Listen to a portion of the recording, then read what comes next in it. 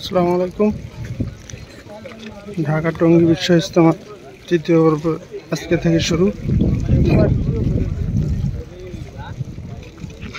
মানুষজন একটু খুবই কম লাগতেছে। এবার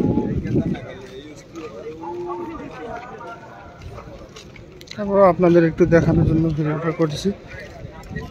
কিছুক্ষণ পরে জোহরের নামাজ শুরু হবে।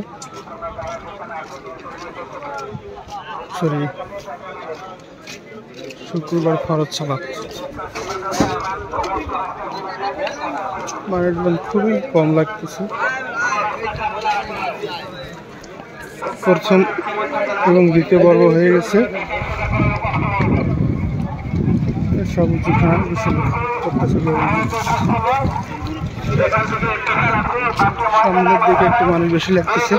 এটা হচ্ছে কামারপাড়ার দিকে, ঠিক উত্তর পশ্চিম সাইডে আসতেছি।